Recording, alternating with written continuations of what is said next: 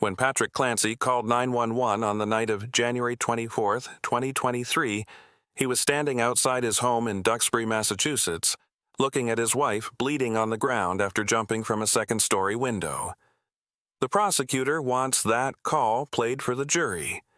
The defense attorney said he personally finds it horrific, but has no legal basis to object.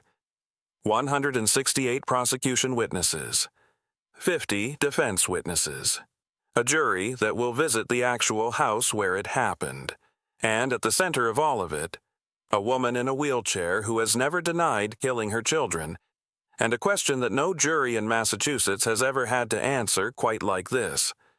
When someone commits an act they cannot remember choosing, when the brain that made the decision had been chemically altered by 13 drugs in 4 months, when the warning signs were in the files and nobody acted, who is responsible? This is Part 2. The trial of Lindsay Clancy begins July 20th, 2026. This is what each side will argue, what the jury will see, and what a verdict either way will mean. The prosecution's case is built on a single central claim. Lindsay Clancy knew exactly what she was doing. They will point to January 24th, 2023 itself. That morning, Lindsay took Cora to a pediatrician appointment. She played in the snow with her children. Witnesses who saw her said she seemed completely normal, coherent, present, like any other mother on any other winter day in coastal Massachusetts. Prosecutors will argue that this is not how someone in a full psychotic break behaves.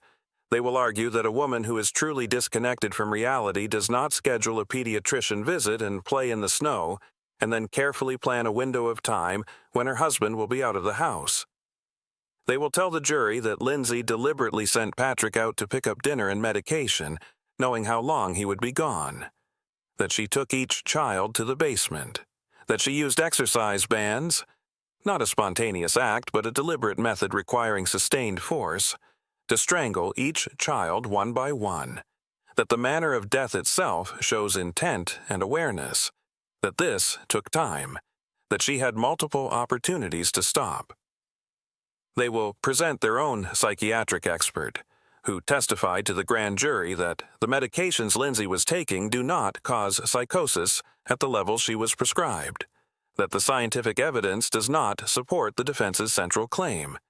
And they will raise something even more damaging.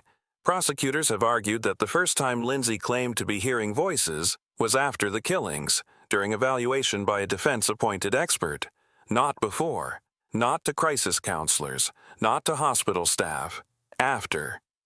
If that is true, if the voice was disclosed for the first time to a defense expert after the fact, then the entire foundation of the insanity defense is built on something the prosecution will call a fabrication. They have charged Lindsay with 3 counts each of first-degree murder and strangulation. The strangulation charge is significant. In Massachusetts, a charge of first-degree murder by extreme atrocity or cruelty requires proof of prolonged, deliberate action.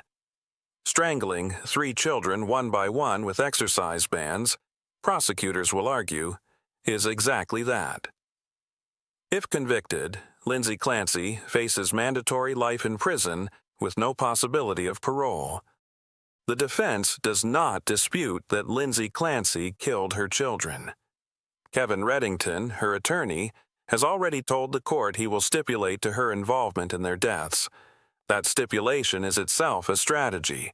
It removes the question of what happened from the jury's hands and forces them to focus entirely on the only question that matters to the defense. Was Lindsay legally responsible when it happened?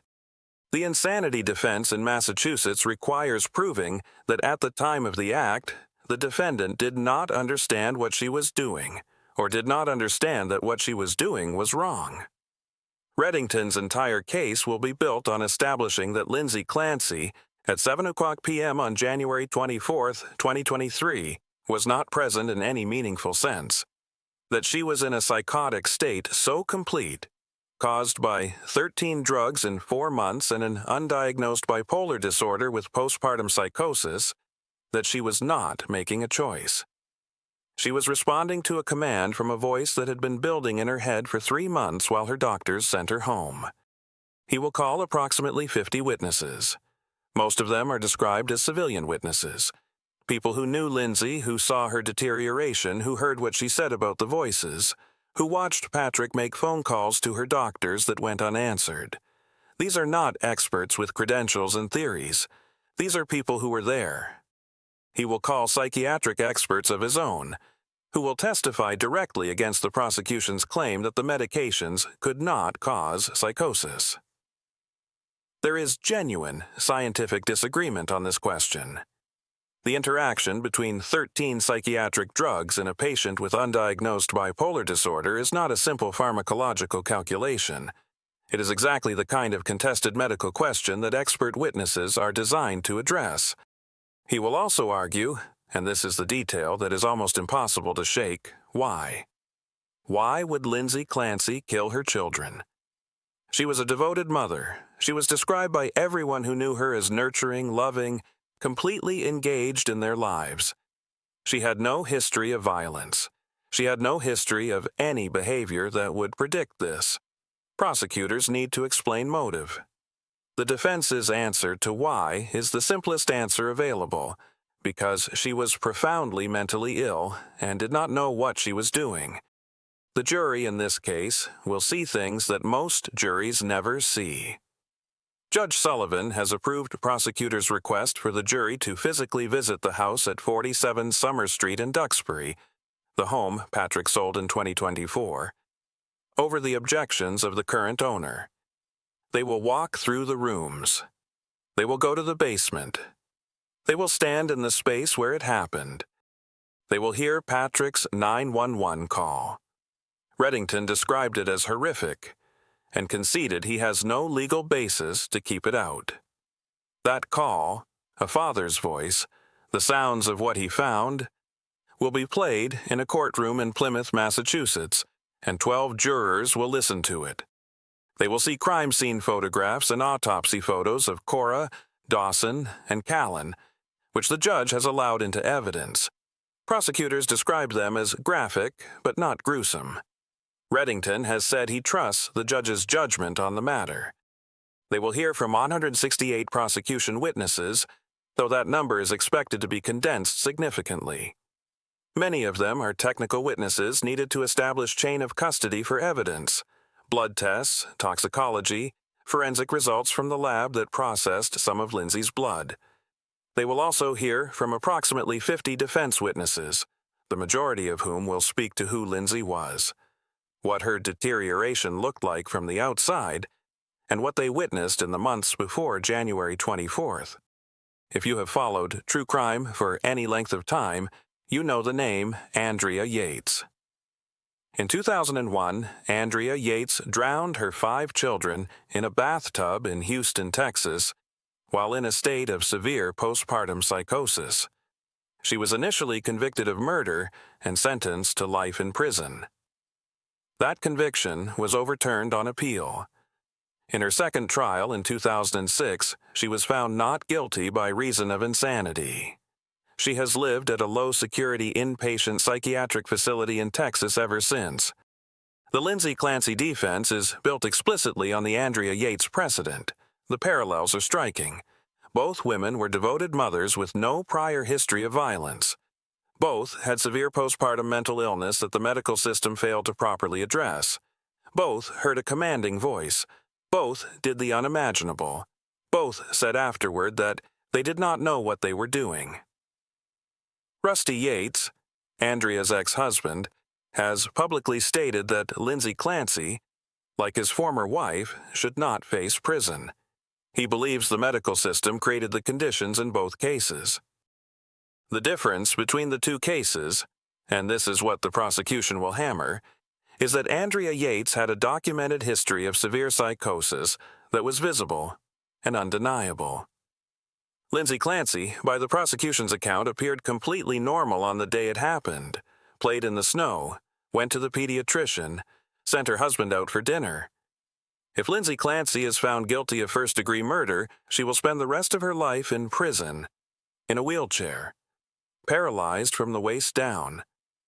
separated permanently from Patrick, who has never stopped calling her his wife. If she is found not guilty by reason of insanity, she will be committed to a psychiatric facility, not freed, but treated. She would be evaluated periodically to determine whether she still poses a danger. She might spend years in inpatient care, or she might eventually be released to a supervised setting. She would not go to prison. Whatever the jury decides, the malpractice lawsuits will continue.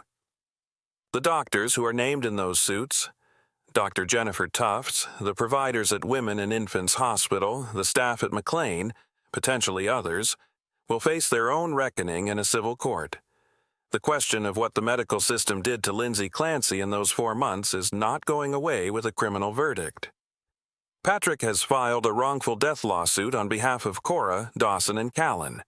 He is suing the people he believes made his wife into something she was not and never would have been without their failures. Postpartum psychosis occurs in 1 to 2 out of every 1,000 births. It is as common as Down syndrome and cerebral palsy. It causes hallucinations, delusions, and a complete break from reality. And it still does not appear in the DSM, the official diagnostic manual that defines every recognized mental health condition, as a standalone diagnosis, which means a provider can be completely ignorant of it and face no professional consequence for that ignorance. One survivor wrote publicly about the Clancy case and said, "I told doctors I was hearing voices. That is a hallmark symptom of postpartum psychosis. I was dismissed multiple times." Whether you and your children live or die when you have this disorder should not depend on who your doctor is and what kind of day they are having. Cora Clancy was 5 years old. Dawson was 3. Callan was 7 months. They did not have a voice in any of this. They did not have a choice. Neither, the defense will argue, did Lindsay. The trial begins July 20th, 2026. Subscribe to The Untold Case for updates as it unfolds. Hit the bell. Every case has a side the world never heard. Until now.